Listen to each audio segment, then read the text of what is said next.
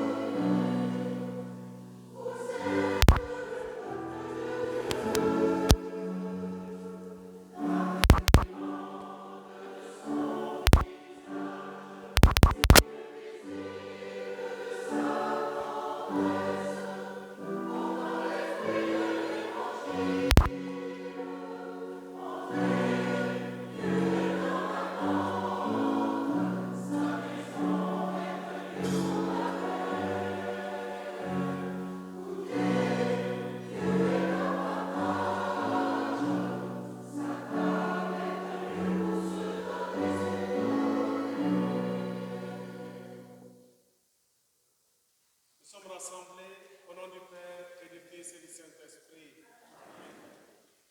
Que le Seigneur, notre lumière, notre salut, soit toujours avec vous. J'invite maintenant nos amis, les jeunes à avancer et à l'axe.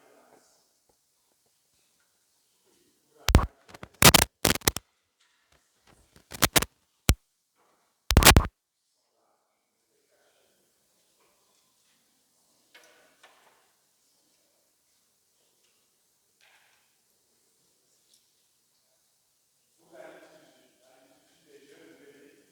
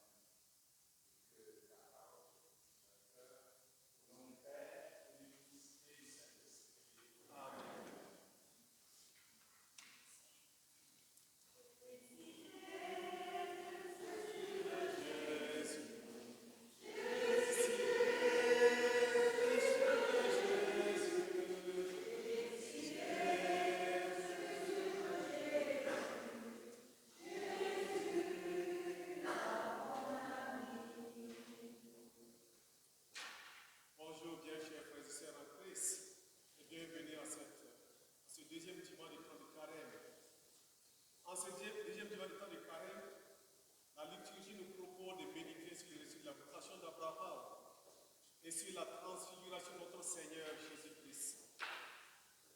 Le thème commun de lecture d'aujourd'hui est la métamorphose ou la transformation. Et les lectures nous invitent à travailler avec l'Esprit Saint pour transformer nos vies en les renouvelant pendant le carême afin qu'elles rayonnent la gloire et la grâce du Seigneur transfigurée à tous ceux qui nous entourent par nos vies remplies de l'Esprit. Entrons maintenant dans cette célébration avec un cœur disponible, prêt à laisser la parole et l'Eucharistie nous façonner et nous conduire sur le chemin de la conversion.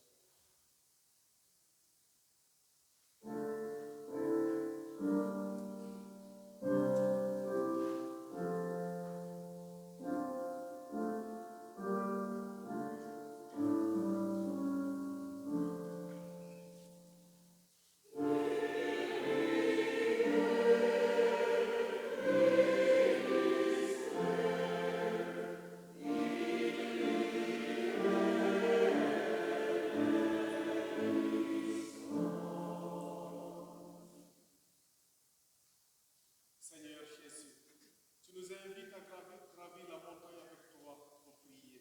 Prends pitié de nous.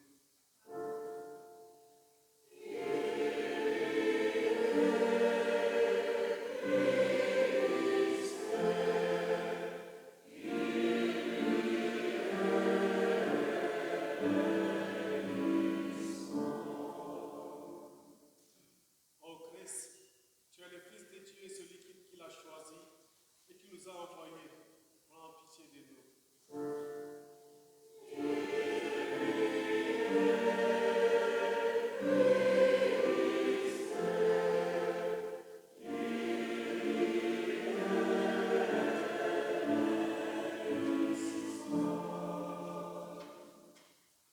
Seigneur, tu es capable de tout mettre sous ton pouvoir. Prends pitié de nous.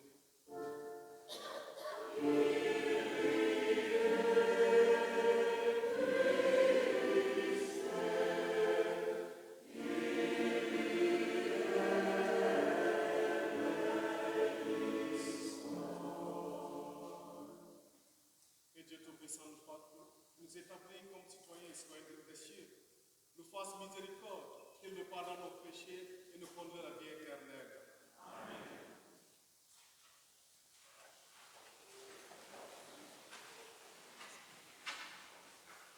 Veuillez vous lever, s'il vous plaît.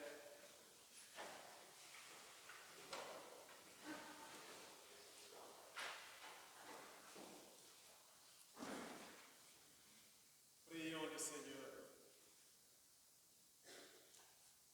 Seigneur Dieu, tu nous as dit d'écouter ton Fils bien-aimé. Fais-nous trouver dans ta parole la nourriture de notre vie spirituelle, afin que d'un regard purifié, nous ayons la joie de contempler ta gloire. Par Jésus-Christ, ton Fils, notre Seigneur, qui vit et règne avec toi dans l'unité du Saint-Esprit, Dieu pour les siècles des siècles.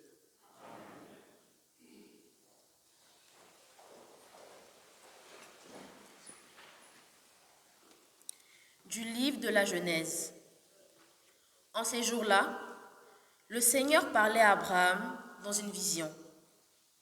Il le fit sortir et lui dit, « Regarde le ciel et compte les étoiles, si tu le peux. » Et il déclara, « Telle sera ta descendance. » Abraham eut foi dans le Seigneur, et le Seigneur estima qu'il était juste. Puis il dit, « Je suis le Seigneur qui t'ai fait sortir d'Our en Chaldée, pour te donner ce pays en héritage. » Abraham répondit, « Seigneur mon Dieu, comment je vais savoir que je l'ai en héritage ?» Le Seigneur lui dit, « Prends-moi une genisse de 3 ans, une chèvre de 3 ans, un bélier de 3 ans, et une tourterelle et une jeune colombe. » Abraham prit tous ces animaux, les partagea en 2 et plaça chaque moitié en face de l'autre. Mais il ne partagea pas les oiseaux. Comme les rapaces descendaient sur les cadavres, Abraham les chassa. Au coucher du soleil, un sommeil mystérieux tomba sur Abraham. Une sombre et profonde frayeur tomba sur lui. Après le coucher du soleil, il y eut des ténèbres épaisses. Alors, un brasier fumant et une torche enflammée passèrent entre les morceaux d'animaux. Ce jour-là, le Seigneur conclut une alliance avec Abraham en ces termes. À ta descendance, je donne le pays que voici, depuis le torrent d'Égypte jusqu'au grand fleuve, l'Euphrate. Parole du Seigneur.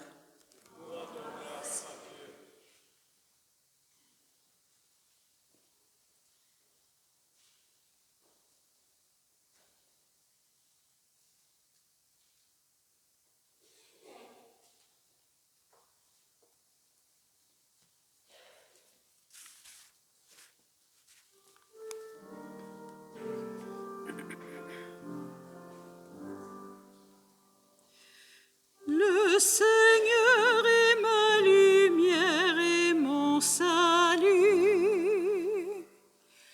Le Seigneur est ma lumière et mon salut. Le Seigneur est ma lumière et mon salut. De qui aurais-je crainte? Le Seigneur est le rempart de ma vie, devant qui tremblerais-je? Le Seigneur est ma lumière et mon salut. Écoute, Seigneur, je t'appelle, pitié, réponds-moi. Mon cœur m'a redit ta parole, cherchez ma face. Le Seigneur est ma lumière et mon salut. C'est ta face, Seigneur, que je cherche. Ne me cache pas ta face. N'écarte pas ton serviteur avec colère, tu restes mon secours. Le Seigneur est ma lumière et mon salut. J'en suis sûre, je verrai les bontés du Seigneur sur la terre des vivants. Espère le Seigneur, sois fort et prends courage. Espère le Seigneur. Le Seigneur est ma lumière et mon salut.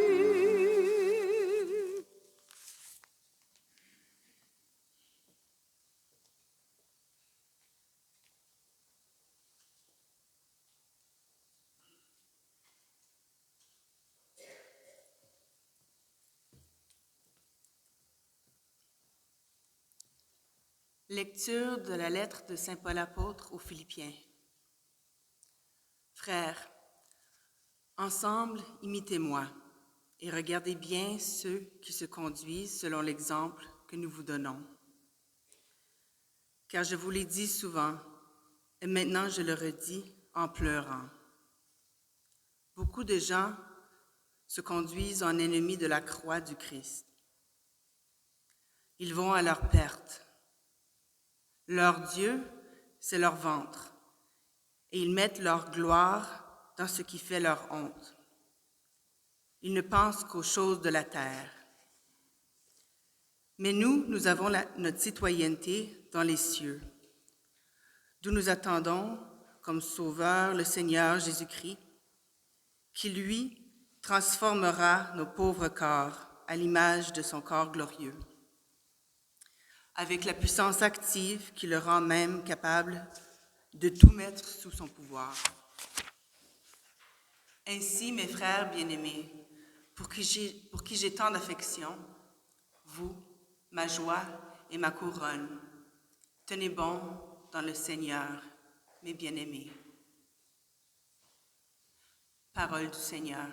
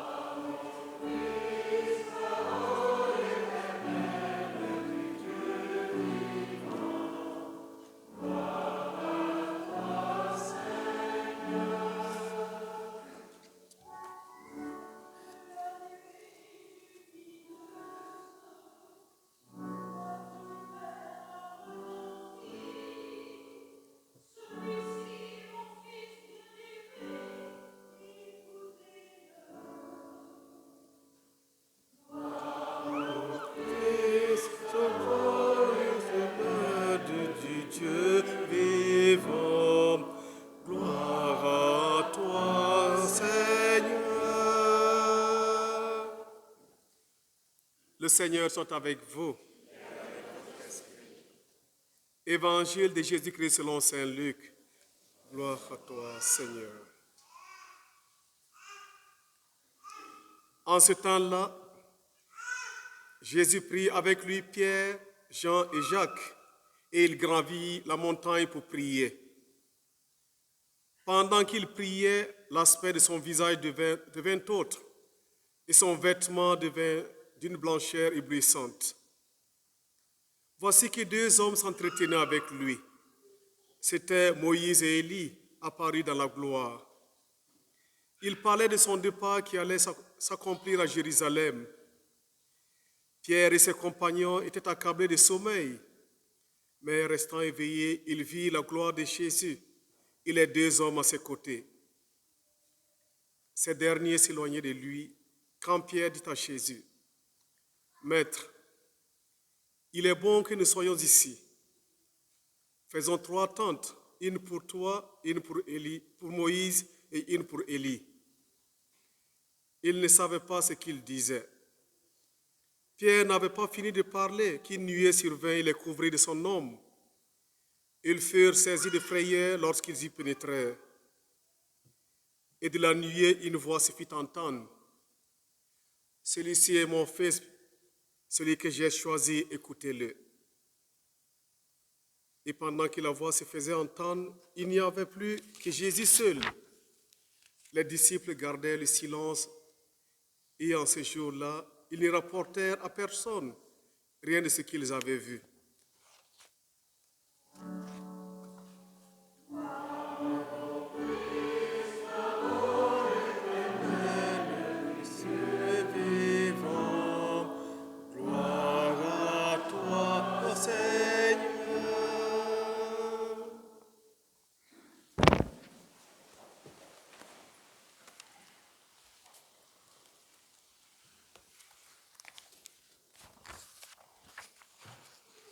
Bien, chers frères et sœurs en Christ, lorsque nous étions enfants, nous avons peut-être observé avec curiosité le processus de transformation de la chenille en chrysalide, puis l'éclatement en un magnifique papillon monarque. Le mot transfiguration signifie un changement de forme ou d'apparence, et les biologistes l'appellent métamorphose, qui dérive du mot grec métamorphomai, utilisé dans l'évangile de Saint Matthieu, pour décrire le changement qui se produit lorsqu'une chenille devient un papillon. Le père Anthony de Mello raconte l'histoire d'une telle métamorphose dans la vie de prière d'un vieil homme. Donc, il y avait un vieil homme.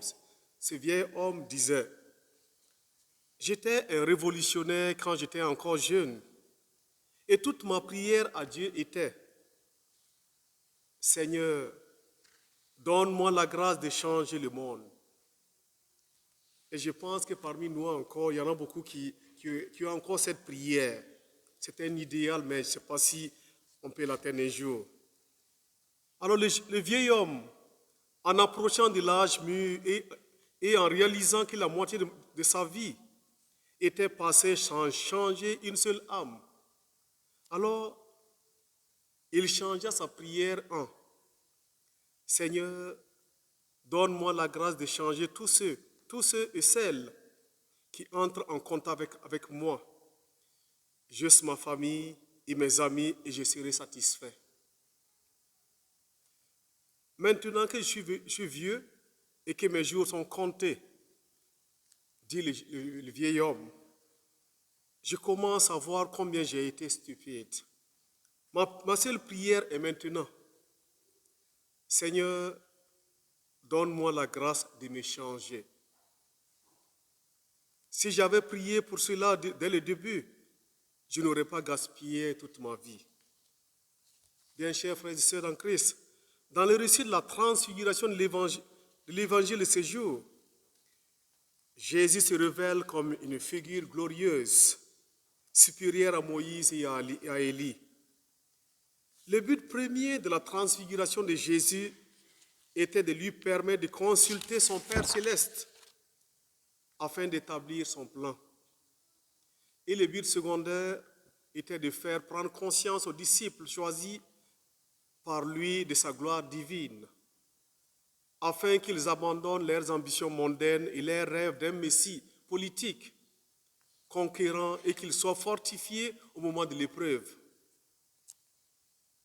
Sur la montagne, Jésus est identifié par la voix céleste comme le Fils de Dieu. Ainsi, l'expérience de la transfiguration est une Christophanie, c'est-à-dire une manifestation ou une révélation de qui est vraiment Jésus. En décrivant la transfiguration de Jésus, l'Évangile nous donne un aperçu de la gloire céleste qui attend ceux et celles qui font la volonté de Dieu en mettant leur foi en lui. Bien chers frères et sœurs en Christ, cet épisode évangélique que nous venons d'entendre sur la transfiguration est porteur d'une révélation sur l'être de Jésus, vrai Dieu et vrai homme qui vient accomplir toutes les Écritures. Mais ce texte de l'Évangile est aussi porteur de révélations pour nous aujourd'hui. C'est dans la prière que Jésus est transfiguré. Ce qui s'accomplit pour lui s'accomplit aussi pour nous. Lorsque nous prions, nous sommes d'une certaine manière transfigurés, car nous advenons alors à notre véritable identité, celle que nous a conféré le baptême, fils et filles de Dieu. Trop souvent, nous nous définissons par ce que nous faisons, par nos actions diverses et variées. Lorsque nous prions, nous devrions du faire pour être. Plus exactement, nous nous mettons sur le regard de notre Dieu pour qu'il œuvre en nous, pour qu'il nous modèle à son image et à sa ressemblance. La prière est donc le lieu où advient notre véritable identité et le lieu où nous recevons nous aussi notre mission pour collaborer à la mission unique du Fils. Ce matin, le Père curé faisait un lien entre la Sainte Messe et la transfiguration. Effectivement, il y a un grand lien. La transfiguration dans la Sainte Messe est la source de notre force. Dans chaque Sainte Messe, le pain et le vin que nous offrons sur l'autel deviennent Jésus crucifié, deviennent transfigurés ou transformés en corps et sang vivant de Jésus crucifié, ressuscité et glorifié. Tout comme la transfiguration de Jésus était destinée à fortifier les apôtres dans leur période d'épreuve, chaque messe aussi pour nous devait être notre source de force céleste contre les tentations et pour notre renouvellement pendant le temps de carême. Chaque fois que nous recevons l'un des sacrements, nous sommes transformés. Par exemple, le baptême nous transforme en fils et filles de Dieu et héritiers du ciel. La confirmation fait de nous des temples de l'Esprit Saint et des guerriers de Dieu. Par le sacrement de la réconciliation, Dieu ramène les pécheurs sur le chemin de la sainteté.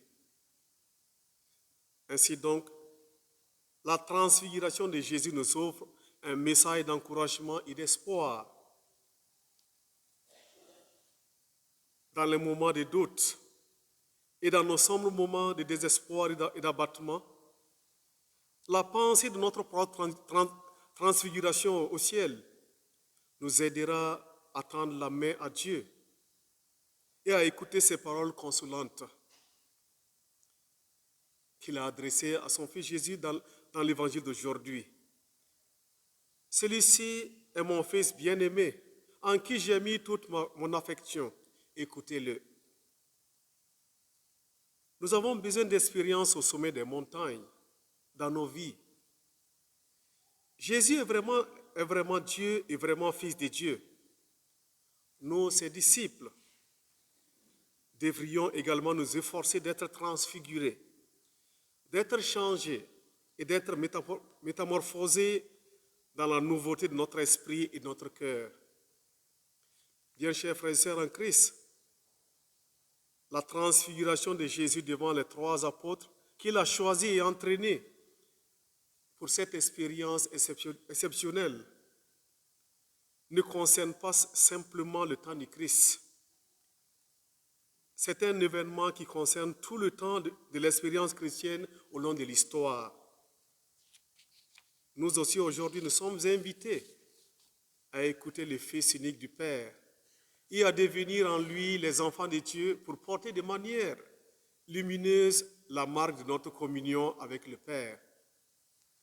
Nous sommes invités à savoir nous tenir en solitude pour vivre une véritable communion avec les autres dans le respect de ce qu'ils sont. Que le Seigneur aujourd'hui nous fasse la grâce de le contempler durant ce temps de carême. Que le Seigneur nous donne de savoir nous tenir en solitude et en silence pour pouvoir l'écouter vraiment. Alors il pourra nous envoyer près de nos frères et sœurs en humanité, et par son nom dans notre égard, il se fera reconnaître. En finissant, que le Seigneur vous bénisse et vous garde, qu'il tourne vers vous son visage et vous remplisse de sa paix, qu'il affermisse vos pas sur le chemin de la lumière de la vérité, au nom du Père et du Fils et du Saint-Esprit.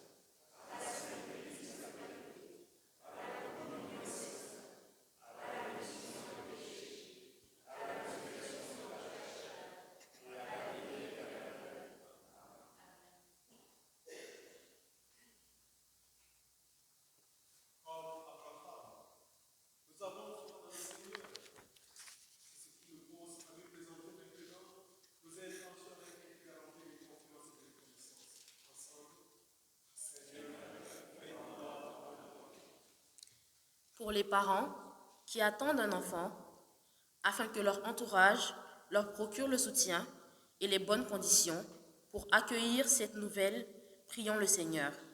Seigneur, fais-nous voir ta bonté. Pour les pays aux prises avec des conflits territoriaux, afin que les négociations et les efforts diplomatiques permettent de trouver des solutions durables et justes, prions le Seigneur. Pour les catéchumènes qui se préparent au sacrement de l'initiation chrétienne durant le carême, afin que leur cheminement se déroule dans la joie et la sécurité. Prions le Seigneur. Pour les catéchètes qui annoncent la parole, afin que leur ministère produise tous ses fruits par la grâce de Dieu. Prions le Seigneur. Pour nos communautés de foi et de prière, afin qu'elle continue à écouter et à suivre Jésus, le Fils de Dieu. Prions le Seigneur. Seigneur, en cette année jubilaire, fais de nous des pèlerins d'espérance. Inspire nos cœurs à rayonner de ta lumière et à partager la saveur de ton amour avec le monde. Aide-nous à être des témoins fidèles de ta paix et de ta miséricorde. Prions le Seigneur. Pour tous nos frères et sœurs malades, spécialement Parfait, Yvette, Chantal, Bertrand, Véronique, Félicie, Fidèle, Thérèse, Rosalie et Garpa, qu'ils se retrouvent réconfort, guérison et paix. Prions le Seigneur. Pour tous nos frères et sœurs défunts, spécialement Julien, Faustine, Raymond, Dorothée, Brigitte, qu'ils connaissent la joie de la résurrection auprès du Père. Prions le Seigneur.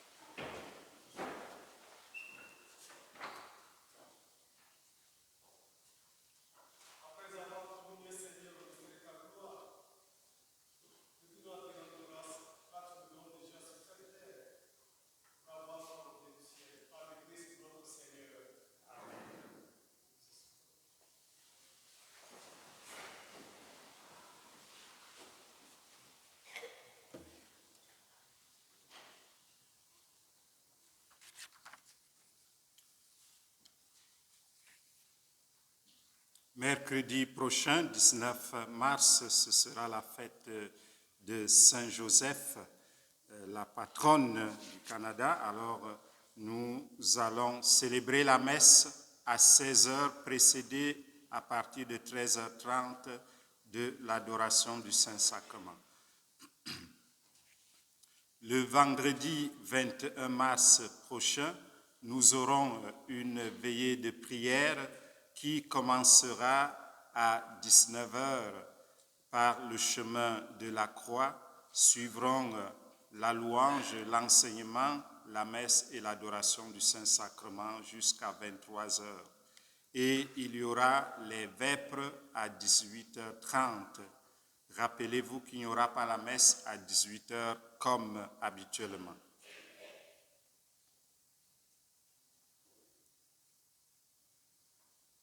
La célébration du sacrement de confirmation des adolescents et adultes aura lieu le dimanche 15 juin 2025, jour de la Sainte Trinité, à 14h30 à la basilique cathédrale Notre-Dame d'Ottawa. Alors veuillez vous inscrire auprès du secrétariat au plus tard jusqu'au 5 mai prochain.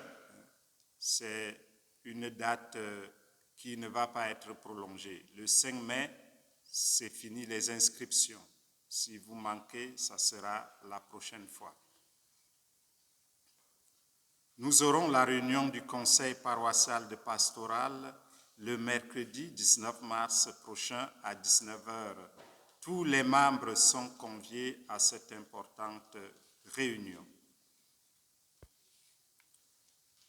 L'Assemblée générale de la paroisse aura lieu le samedi 5 avril prochain à 10h, précise dans la salle paroissiale.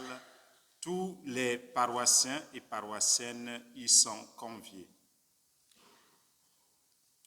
Nous aurons aussi, pour aider nos jeunes à se préparer, nos servants de messe à se préparer pour la fête de Pâques, nous aurons la formation le samedi 12 avril, ici même à l'église. On va rappeler les choses, parce qu'ensemble, on a la tendance d'oublier, mais aussi pour nous préparer aux célébrations de Pâques qui sont particulières. Il y aura également la célébration diocésaine des anniversaires de mariage. Dans le feuillet paroissial, on donne un lien, que ce soit le feuillet que vous recevez par l'Internet virtuellement ou bien le feuillet qui est sur papier. Il y a un lien. C'est pour célébrer, souligner à la cathédrale Notre-Dame le dimanche 11 mai 2025 à 14h30 pour souligner 60 ans ou plus d'anniversaire de mariage, 50, 40, 30, 25, 20, 10 et 5. Donc, inscrivez-vous. Pour ceux et celles qui nous rendent visite dans notre communauté paroissiale aujourd'hui, bienvenue dans la paroisse. À vous tous et toutes, bon dimanche et bonne semaine. Alors, nous voulons remercier Mélanie et Sarah qui ont proclamé la parole de Dieu, c'est ça? Et nous remercions aussi la chorale ainsi que les servants de messe pour leur service. Un merci spécial à Christelle qui est là pour la première fois.